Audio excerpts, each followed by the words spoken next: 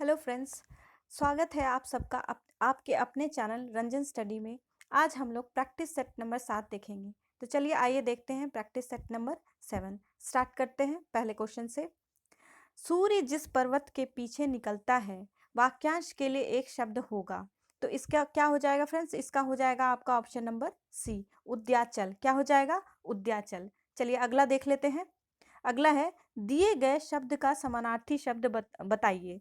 तो यहाँ पे शब्द है सरस्वती। तो सरस्वती का समानार्थी शब्द क्या हो जाएगा फ्रेंड्स? तो इसका हो जाएगा आपका ऑप्शन नंबर ए, शारदा। क्या हो जाएगा? शारदा। चलिए अगला देख लेते हैं।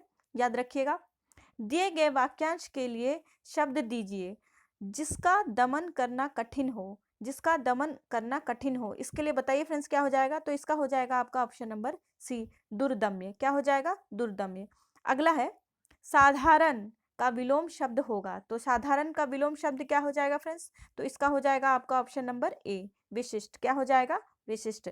अगला है क्वेश्चन नंबर 5, जो स्त्री विद्वान हो। इस वाक्यांश के लिए एक सार्थक शब्द दीजिए। जो स्त्री विद्वान हो, इसके लिए हो जाएगा आपका ऑप्शन नंबर बी। क्या हो जाएगा? विदुषी। क्या हो जाएगा? विदुषी। इसको याद रखिएगा फ्रेंड्स। अगला है भीगी बिल्ली बनना मुहावरे का सही अर्थ क्या होगा? तो भीगी बिल्ली बनने का मुहावरे हो जाएगा आपका ऑप्शन नंबर ए, सहम जाना। क्या हो जाएगा फ्रेंड्स? सहम जाना हो जाएगा। याद रखेंगे आप लोग। अगला देख लेते हैं। पोषक का विलोम पोषक का विलोम शब्द होगा। तो पोषक का आपका विलोम शब्द हो जाएगा ऑप्शन नंबर सी, शोषक। क्या हो जाएगा? शोषक। अगला देखते हैं। दिए गए शब्द का विलोम शब्द चुनिए। आदान। तो आदान का हो जाएगा आपका विलोम शब्द प्रदान। क्या हो जाएगा? प्रदान। चलिए अगला देख लेते हैं। क्वेश्चन नंबर 9, दिए गए वाक्यांश के लिए एक शब्द दीजिए। जो पुरुष लोहे की तरह बलिष्ठ है। तो जो पुरुष लोहे की तरह बलिष्ठ है, उसका हो जाएगा आपका ऑप्शन नंबर डी, लौह पुरुष। के उसे हम क्या कहेंगे? लौह पुरुष। चलिए अगला देखते हैं। दिए गए शब्द के समानार्थी शब्द का चयन करें। किरण। तो किरण का हो जाएगा आपका ऑप्शन नंबर सी, रश्मि। देखिए फ्रेंड्स, अगर आप लोगों को यह हमारा वीडियो अच्छा लग रहा है तो प्लीज़ हमारे वीडियो को बस आप अपने दोस्तों के पास शेयर कीजिए, लाइक कीजिए और हमारे चैनल को सब्सक्राइब कीजिए। चलिए अगला देखते हैं। वाक प्लस मैं का संधि पद क्या हो जाएगा? तो वाक प्लस मैं का हो जाएगा आपका ऑप्शन नंबर सी, वाग्मय हो जाएगा। अगला है अस्त्रीकरण का विलोम शब्द क्या है? तो अस्त्रीकरण का आपका विलोम शब्द हो जाएगा ऑप्शन नंबर ए, निरस्त्रीकरण। निरस्त्रीकरण हो जाएगा। अगला है, आप लोग याद रखेंगे इसे, अक्ल के घोड़े दौड़ाना। अक्ल के घोड़े दौड़ाने का आपका इस मुहावरे का अर्थ हो जाएगा ऑप्शन नंबर डी, केवल कल्पनाएं करते रहना। क्या हो जाएगा? केवल कल्पनाएं करते रहना। चलिए अगला देखते हैं। क्वेश्चन नंबर 14 कह रहा है तार तार करना मुहावरे का अर्थ क्या है? तो तार तार करने का मुहावरे का अर्थ हो जाएगा आपका ऑप्शन नंबर बी, धज्जियां उड़ाना। चलिए अगला देखते हैं। जो छीण जो छीण न हो सके उसके लिए उपयुक्त शब्द होंगे। तो उसके लिए क्या हो जाएगा फ्रेंड्स? इसके लिए हो जाएगा आपका ऑप्शन नंबर ए, अक्षय। क्या हो जाएगा? अक्षय। अगला देखते हैं। इनमें से किस शब्द में री की मात्रा का उपयोग हुआ है? तो इनमें से ऐसा कौन सा शब्द है जिसमें री की मात्रा यूज किया गया है? तो इसका हो जाएगा आपका ऑप्शन नंबर ए, वृष्टि। वृष्टि में आप इसको बोल कर देखिए फ्रेंड्स, वृष्टि को जब भी आप बोलेंगे तो इसमें री की मात्रा आपको सुनाई देगी, इसलिए वृष्टि में री की मात्रा का उपयोग किया गया है। चलिए अगला देख लेते हैं। अल्प का विलोम शब्द क्या है? तो अल्प का विलोम शब्द हो जाएगा यहाँ पे आपका ऑप्शन नंबर डी हो जाएगा। क्या हो जाएगा? ऑप्शन नंबर डी, अति हो जाएगा। चलिए अगला देखते हैं। अर्श पर होना मुहावरे का अर्थ क्या है? अर्श पर होने का मुहावरे का अर्थ हो जाएगा आपका ऑप्शन नंबर डी, उद्देश्य की सिद्धि। क्या हो जाएगा? सॉरी फ्रेंड्स, इसका हो जाएगा आपका ऑप्शन नंबर ए। क्या हो जाएगा? ऑप्शन नंबर ए, अपने को बहुत बड़ा समझना। क्या हो जाएगा? अर्श पर होने का मतलब हो जाएगा आपका अपने को बहुत बड़ा समझना। चलिए अगला देख लेते हैं। क्वेश्चन नंबर 19, विद्यापति किससे संबंधित कवि है? विद्यापति इनमें से किससे संबंधित है? तो ये हो जाएगा आपका ऑप्शन नंबर ए, मैथिली से संबंधित कवि है। विद्यापति कौन है? कवि है। चलिए हिंदी का आज का आपका लास्ट क्वेश्चन है।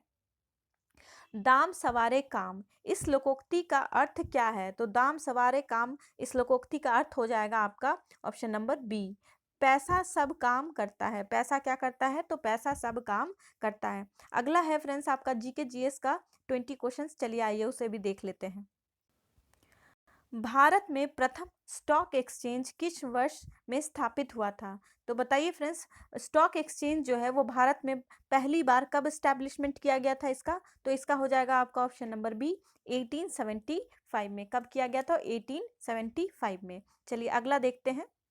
कोरियोलिस फोर्स, कोरियोलिस बल के संबंध में इनमें से कौन सा कथन गलत है? इनमें से कौन सा सेंटेंस जो है वो गलत दिया है, ये आपको बताना है। तो इनमें से गलत कौन सा हो जाएगा? तो इसका होगा आपका ऑप्शन नंबर ए, यह वायुमंडलीय दाब में अंतर के कारण उत्पन्न होता है। ये कैसे उत्पन्न होता है? तो यह वायुमंडलीय दाब में अंतर के कारण उत्पन्न होता है। चलिए अगला देख लेते हैं, क्वेश्चन नंबर 43। ये कह रहा है, क्वेश्चन नंबर 43 कह रहा है, निम्नलिखित में से कौन सा एक संयुक्त राष्ट्र का सहस्त्राब्दी विकास लक्ष्य नहीं है? इनमें से कौन सा एक विकास लक्ष्य नहीं है, आपको बताना है। तो इसका हो जाएगा आपका ऑप्शन नंबर बी, जन्म दर एवं मृत्यु दर को कम करना। क्या हो जाएगा? जन्म दर और मृत्यु दर को कम करना हो जाएगा। चलिए अगला देख लेते हैं, याद रखिएगा इसको आप लोग। भारतीय राष्ट्रीय सेना, जिसको हम कहते हैं आजाद हिंद फौज, ने द्वितीय विश्व युद्ध में किसके विरुद्ध युद्ध किया था? तो इसमें किसके विरुद्ध युद्ध किया था? तो ये हो जाएगा आपका option number D, great Britain के विरुद्ध युद्ध किया था। चलिए अगला देख लेते हैं। गांधी इरविन समझौता कब हुआ था? तो गांधी इरविन समझौता आपका हुआ था 1931 में। क्या हो जाएगा? ऑप्शन नंबर बी, 1931 में। अगला देखते हैं। स्वराज मेरा जन्म सिद्ध अधिकार है और मैं उसे लेकर रहूंगा, यह कथन किसने कहा? तो यह कथन आपका बाल गंगाधर तिलक जी ने कहा था। किसने कहा था? बाल गंगाधर तिलक जी ने कहा था। चलिए अगला देखते हैं, याद रखेंगे आप लोग इनको। चरक किसके राज चिकित्सक थे? तो इनमें से किसके राज चिकित्सक थे? तो ये हो जाएगा आपका कनिष्क। किसके थे? चरक किसके राज चिकित्सक थे? तो ये हो जाएंगे कनिष्क के थे। अगला देख लेते हैं। हिमालय की सर्वोच्च श्रेणी कौन सी है? तो बताइए फ्रेंड्स, हिमालय की सर्वोच्च श्रेणी, सर्वोच्च चोटी कौन सी हो जाएगी? तो वो हो जाएगी आपकी ऑप्शन नंबर बी, हिमाद्री। क्या हो जाएगी? हिमाद्री। चलिए अगला देखते हैं। चारागाह को पंपास कहा जाता है।